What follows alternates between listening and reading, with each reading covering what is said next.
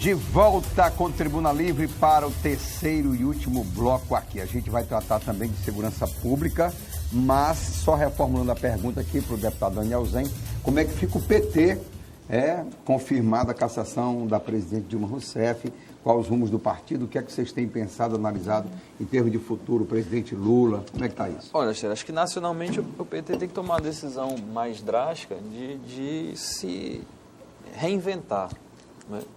Não abrir mão das suas conquistas, do seu legado. O presidente Lula foi um excelente presidente no que diz respeito aos aspectos sociais, a redução da miséria, da pobreza, geração de emprego e renda, e uma série de outros aspectos que a gente passaria aqui um bom tempo descrevendo. Então, nós não podemos nos envergonhar disso, ao contrário, nós temos que ter orgulho disso, temos que saber depurar os problemas, os erros e investir num processo que aí é onde eu vejo, às vezes, alguma diferença aqui com relação ao partido no plano local, que é esse processo de renovação e de aposta em novos quadros. É necessário fazer isso. E no plano nacional, quando a gente pensa o PT é um partido com 35 anos, 36 anos nesse ano, e a gente ainda ter, não que a gente não possa se espelhar na figura do ex-presidente Lula como uma grande liderança, mas quando a gente olha para os quadros nacionais do PT, quem você enxerga? Ninguém. Então, quais são as novas lideranças do Partido dos Trabalhadores no plano nacional? Não temos. Então, isso é um risco. E no plano estadual, você consegue olhar o prefeito Marcos Alexandre, o deputado Ney Amorim, vereador Gabriel Fornec, uma série de pessoas que se destacam, que já ocuparam mandato, que estão em posições ou no governo ou na prefeitura e que estão dispostos, tenho certeza, a nos próximos desafios, nas próximas eleições, mas, encarar deputado desafios Daniel maiores. Zen, ainda dentro do PT, eu li um dia desse no jornal, que o candidato Marcos Alexandre está tomando algumas medidas. Primeiro, eu não digo proibindo, mas evitando usar a camisa vermelha. A estrela. Está proibindo aquele grito de guerra, fora Temer. Isso não procede. Sim, mas por que você acha que ele está fazendo isso? Não existe nenhuma orientação ou proibição por parte do prefeito com relação a isso. Eu costumo brincar, eu digo, rapaz, o marco é bom mesmo, porque se o problema que estão vendo é a cor do adesivo ou o fato de usar ou não usar vermelho, então é porque nós estamos bem. Porque se tivesse outros problemas mais sérios do que esse, mas certamente você não acha que eles isso viriam à atrapalha tona. um pouco, não? Não sinceramente, acho. deixando um pouco o PT atrapalha aqui o PT ou a candidatura? A candidatura, claro. Vinculando muito proximamente ao PT. Acha que não? Não, acho que não. Agora não vejo a militância vestindo vermelho, com as bandeiras. Mas ele não. Aí eu não sei se isso passa aí por uma questão de marketing político, né? Eu não adentro nessa seara. Mas acredito que isso não é um problema, nem para o lado positivo, nem para o lado negativo. Deixa eu fazer só uma perguntinha aqui para o deputado Temer. Meu Deus! Bate na madeira, né? Deputado Parece que ele está com o Temer na cabeça. Está cozinhando os meus. Mas hoje a grande crítica que se faz ao lulismo, certo. É claro, numa visão popular, a grande agenda do governo do lulismo foi a sua agenda social. Perfeito. Isso. Fiéis, Pronatec, ProUni.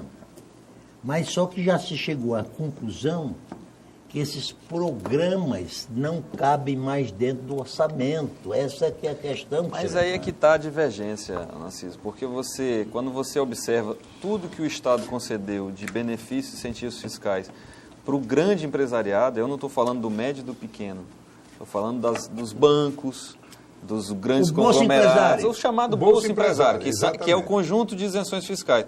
É muito mais do que o conjunto da Bolsa Família junto com o FIES, com o Pronatec, com o ProUni, com Minha Casa Minha Vida. Aí bota a culpa, que essa é a minha grande divergência do governo Temer. Quer colocar a fatura, porque o Brasil está em crise? Está com dificuldade econômica? Está. Isso se deveu ao excesso de isenções fiscais, à retração de receita? Também. Agora, a pergunta é, quem paga essa conta?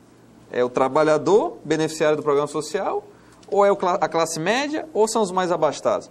Por que não mudar a estrutura tributária do país? Por que não instituir outro tipo de tributo, que não os tributos indiretos, que incidem sobre a produção, sobre o consumo, e não os tributos que incidem com maior força sobre a propriedade, o patrimônio e a renda? A gente sempre fala isso, a gente reclama porque no Brasil paga 27,5% a alíquota máxima de imposto de renda. Na Inglaterra é 40%, meu amigo. Mas isso aqui é uma diferença. É claro que é diferente porque ele tem um retorno de outros serviços. Aqui não tem retorno nenhum. Mas o que eu não estou comparando nesse aspecto, é absurdo, eu estou comparando porque quem tem que pagar mais imposto é quem tem mais. Mas e hoje no Brasil quem paga mais imposto é o pobre. Mas é bom repetir aqui, Daniel. Na Inglaterra você pode pagar até 32%. Mas lá ele tem uma saúde boa, claro, tem uma escola boa, tem segurança. Sem dúvida. Aqui nós não temos nada. Nesse país não se tem absolutamente nada. Nós, classe média, se quisermos ter saúde vamos ter um plano de saúde. Segurança. Se quisermos colocar elétrica, um filho na melhor escola, tem que pagar. Se nós quisermos... E há uma inversão. Na universidade, os ricos é que se beneficiam. Mas você continua pagando imposto da mesma forma. O que eu quero dizer é isso. Você paga muitos impostos sem sentir, que são chamados impostos indiretos. É o ICMS, é o ISS. Danielzinho, só uma pitadinha. O editorial da Folha do Estadão, do Estado de São Paulo, foi exatamente falando isso. O Bolsa Empresário, o ano passado, custou 280 bilhões de reais. O Bolsa Família, 22 bilhões de reais. Pois é. 10%. Sim, mas quem criou o Bolsa Empresário? O Bolsa Empresário, quem criou veio desde Dom Pedro. Lá de Dom Pedro. Não. Aí é que é o lobby resistível. Não. Mas o deputado Rocha aqui... Esse rombo aí não vem de muito tempo, não. Eu queria, inclusive, só abordar a segurança pública. É interessante discutir um pouco de segurança, mas eu não posso fugir dessa... Ele passou 13 anos no poder. A gente tem outro problema aí. E essas reformas, elas não aconteceram. Não houve interesse. Eu acho que chegou o momento, eu estive recentemente, na última reunião do Parla Sul, conversando com um colega do Paraguai, que é um país pequeno. Eu fui a Assunção e me impressionei positivamente. O Paraguai você paga 6% de IVA, Imposto de Valor Agregado. E a carga tributária chega a 10% e acabou. Ele disse para mim, olha, se você quiser montar uma indústria na Argentina, você vai pagar imposto, muito caro. Você vai pagar no Brasil, você vai pagar muito caro, imposto muito caro. Se for para o Paraguai, não paga nada. Eles estão incentivando as pessoas a irem para lá. E o pior é que muita empresa brasileira está indo para lá. Eu acho que o Brasil ele tem que repensar essa estrutura tributária dele. Nós temos uma sobreposição de impostos que é absurda. A legislação proíbe a bitributação, mas nós temos no Brasil. A tributação. Tem até mais. Então, assim, acho que isso é um ponto que nós não podemos fugir. Porque senão o país não vai sair da crise que está. Assim, vai sair, se alguém pagar a conta. Mas eu queria passar para a segurança pública, que eu acho que é um ponto importante. E acho que a sociedade como um todo, ela nesses últimos dias, ela sentiu com mais força, né, a insegurança que nós vivemos. Segurança pública é um problema no Brasil inteiro. Mas em alguns estados, a coisa saiu do controle. Do controle. Ela foi para o caos. Foi assim no Ceará, foi assim no Rio Grande do Norte, foi assim no Acre. Né? Você não vê isso, não vê a mesma coisa no em Rondônia. No Rio. Mas no Rio Acre, já faz tempo, né? Em que sentido seu controle? Vamos lá. Porque a gente nós tivemos aí no Acre uma coisa que foi alertada pelos agentes penitenciários, pelos policiais militares, que foi a atuação livre do crime organizado. Atuação livre. PCC, Bonde dos 13 e Comando Vermelho. Isso agindo na cara do Estado. Por quê? Quando o cidadão é preso e ele vai para dentro do sistema penitenciário acreano, que está falido como está em todo canto, isso aí não é uma exclusividade nossa, né? Mas ele chega lá, tem uma coisa que em poucos estados tem, e todos os estados onde chegou o caos tem, que é o que? A atuação livre, a cooptação livre das facções criminosas. Então o cidadão entra no sistema prisional, Daniel, ou ele se filia a uma dessas facções criminosas, ou morre, ou ele vai ser vítima lá dentro, e ele precisa da proteção para sobreviver, porque o Estado não garante, dentro do sistema prisional. E no Acre aconteceu isso, nas barbas da administração penitenciária, nas barbas do secretário, e não tinha dentro do Estado do Acre, não tem, e aí nós somos a reboque dos criminosos, um trabalho investigativo. Primeiro deixamos agir à vontade, cooptar todo mundo, se fortaleceram, porque quando o sujeito está dentro do sistema prisional, ele é protegido. Quando ele sai, ele tem que pagar, e ele tem que cumprir missões, essas missões que nós vimos aí, né? Então, não teve um trabalho de inteligência, não teve, porque se tivesse, tinha evitado. Certo? Claro, eu conheço segurança pública. Se tivesse um mínimo de inteligência, tinha evitado. Aí vamos lá. O crime passou para a segunda etapa, se fortaleceu, se organizou, enquanto o Estado se desorganizou. Polícia Militar não tem... E temos problema com viaturas, coletes. O comandante-geral foi explicar que o colete está vencido, mas pode ser usado, porque tem um laudo. Ora, não tem laudo. Quem certifica um equipamento como colete é o Inmetro. Se o Inmetro diz que é tantos anos, são tantos anos, não tem um dia mais. Senão ele está colocando em risco a vida do agente, está colocando em risco a vida do profissional de segurança pública. Aí, nós tivemos a segunda etapa. E aí muita gente acha que o crime organizado está... O alvo dele é a sociedade. Não. O alvo é o Estado. O alvo é o Estado. Eu ouvi gravações que não sei se eram reais, se eram verdadeiras, mas que vão na mesma direção do que acontece. É uma coisa comum, acontece todo canto. É amedrontar o Estado. É colocar o Estado acuado. E colocou aqui. Colocou. Por quê? Porque eles fazem isso? Porque daqui a pouco um juiz vai ter medo de sentenciar alguém do crime organizado. Será que pode chegar a esse ponto? Chega. Em São Paulo, no Rio de Janeiro e outros estados, a atuação do crime organizado é nesse sentido. Ele não tem... O crime organizado é diferente do crime desorganizado. Pode procurar na internet, pode procurar nos jornais, você vai ver que o crime organizado, muitas vezes, ele reprime o crime desorganizado. Porque o crime organizado, ele não trabalha com batedor de carteira. Ele trabalha com tráfico de drogas, com tráfico de armas, com assalto a banco. Ele não trabalha no varejo, ele trabalha no atacado. E aí, quando tem a atuação do crime desorganizado numa área, por exemplo, de comércio de tráfico de drogas, para eles não é interessante. Vai trazer a polícia para dentro da área do crime organizado. Eles matam, eles espancam, eles fazem miséria, executam, faz tudo. Aí, né? Então, eu queria ouvir um pouquinho da no Estado, só para concluir, houve isso. E o Estado foi a reboque. Eu vi um absurdo. O deputado Daniel Zen dizendo que o prefeito de Senador Guiomar negligenciou ao deixar a frota de ônibus no lugar. E que ele tinha que ir para a frente do quartel, não era a delegacia, era o quartel. Ora, então toda a população de Senador Guiomar tinha que ir para a porta do quartel, porque era só lá que o Estado estava conseguindo dar segurança. Nosso Estado, ele tem que investir, e aí não é... A obrigação é do Estado. É responsabilidade de todos, mas a obrigação, está na Constituição Federal, é do Estado. Né? Tem que investir em segurança. Nós temos aqui as fronteiras abertas. É a obrigação do governo federal, sem dúvida alguma, sem dúvida alguma. Mas nós não temos nenhum controle dentro das nossas cidades, porque não temos viatura, não temos colete, não temos armamento. Nossos policiais não treinam tiro, infelizmente, e dão a vida, como morreu o policial aí, né, de forma covarde, né, mas porque o crime está cada vez mais ousado. Tem que haver essa interação. E segurança pública tem que sair do discurso. Tem que ser prioridade na prática. Né? Não é isso que eu vejo no dia a dia. Olha, o que eu acho é que as forças de segurança, incluindo a Polícia Militar, a Polícia Civil, o Corpo de Bombeiro e o suporte solidário necessário da Polícia Federal, da Polícia Rodoviária Federal, tem conseguido dar respostas à altura. Se a gente for fazer o balanço dos investimentos desses últimos anos, só nas duas gestões, há uma gestão e meia do governador Tião Viana em termos de equipamentos, viaturas, concurso público.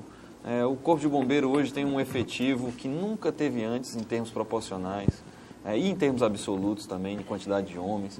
A Polícia Militar também.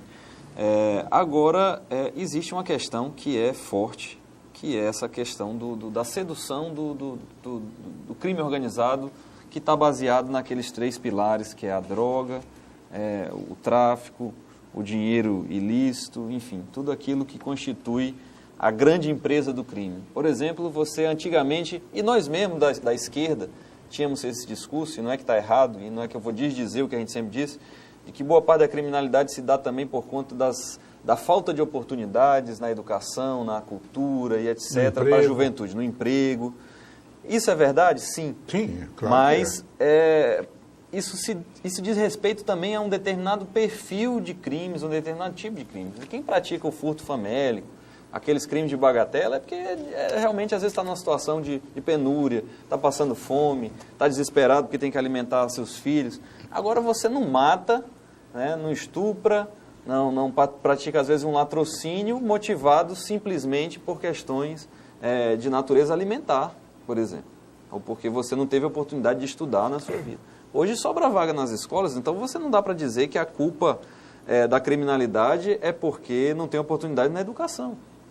Então tem uma situação agora, o aliciamento, a sedução de um garoto na periferia, que tem um caminho, pode ter uma possibilidade de uma trajetória através da educação, que vai lhe demorar e custar anos de investimento, de disciplina, de educação, e um outro caminho que é fácil, e que no dia seguinte ele tem o dinheiro para comprar o iPhone, o tênis, e o iPod, e o fone de ouvido, o Wi-Fi, e tudo aquilo que seduz, por conta da cultura do consumismo, os jovens, aí é uma disputa muito difícil de fazer. E o tráfico é a base de toda essa questão. Perfeito. Você vê que essas orientações que partiu de dentro do presídio, para aqueles que, como disse o deputado Rocha, estão do lado de fora e têm que cumprir missões, e muitas vezes escolhiam alvos isolados. Deputado, você prossegue, mas tem um outro ponto.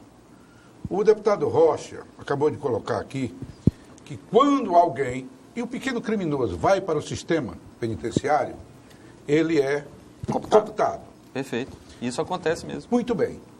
Não existe um fracasso da política de ressocialização dos presos, não só aqui no Acre, mas em todo o país? Completamente. Na verdade, mas existe uma outra questão aí, é que se realmente a pena privativa de liberdade, ela se presta a ressocializar de verdade.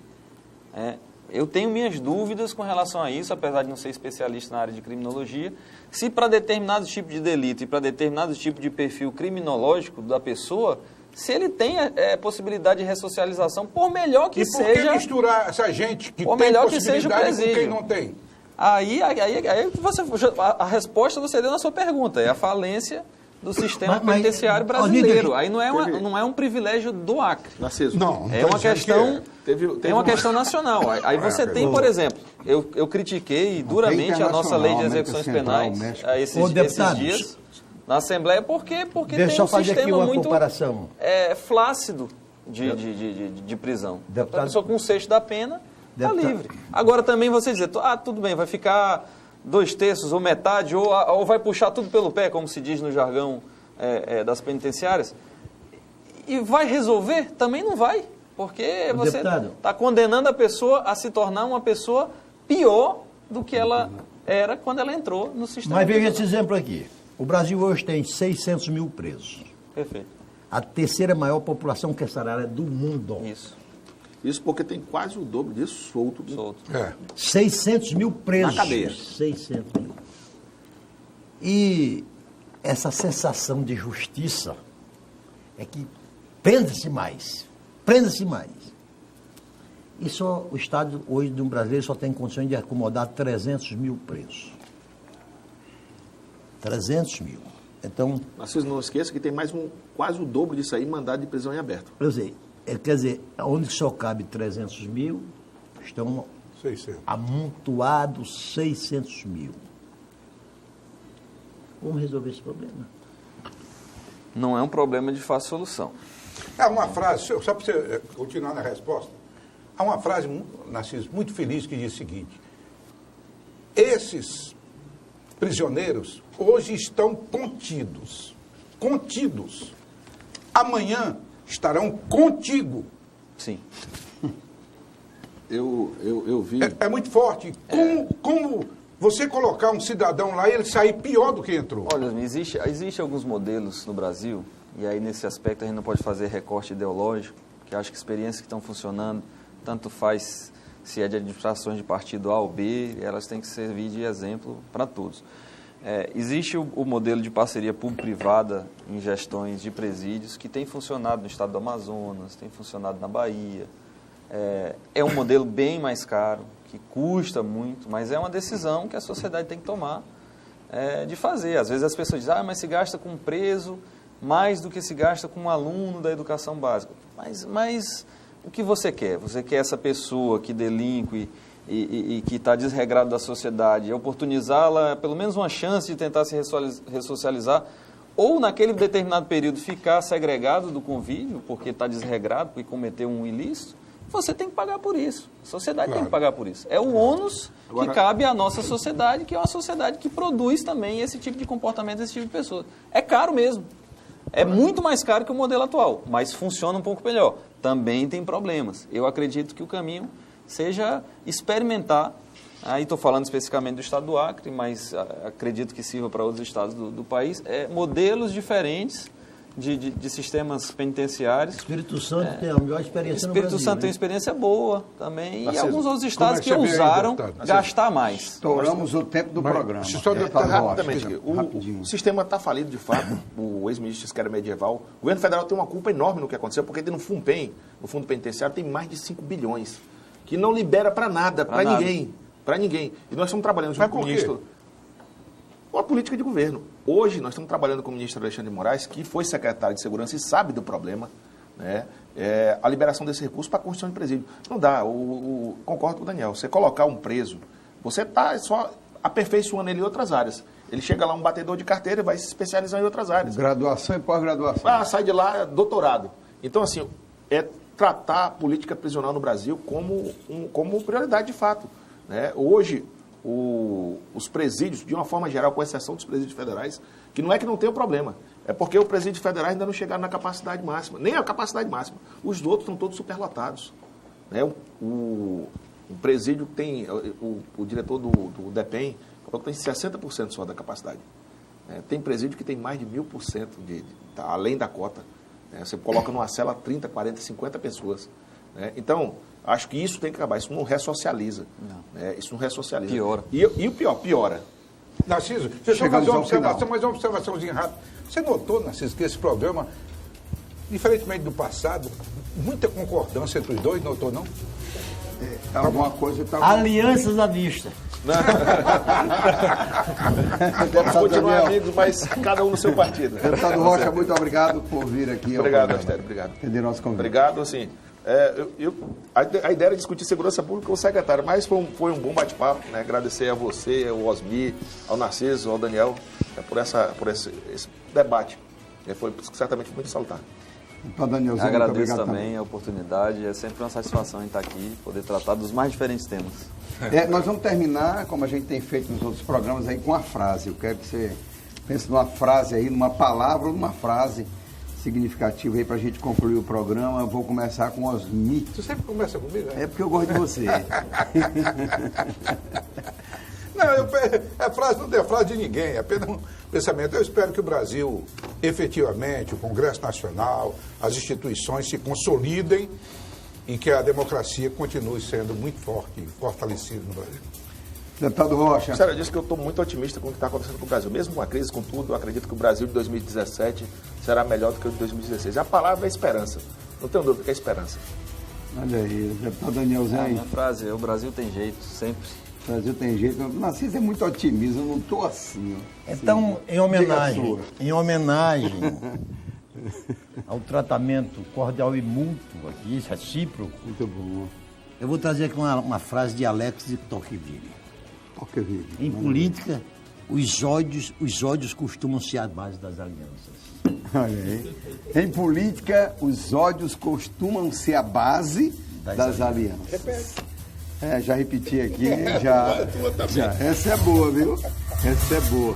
Ficamos por aqui, muito obrigado pela audiência, obrigado a todos que estão aqui também no programa. Vocês não estão vendo, mas aqui é um grupo aí que sempre está acompanhando os deputados aí, assessores, amigos. Obrigado pela audiência e até a próxima semana com o Tribuna Livre. Até lá.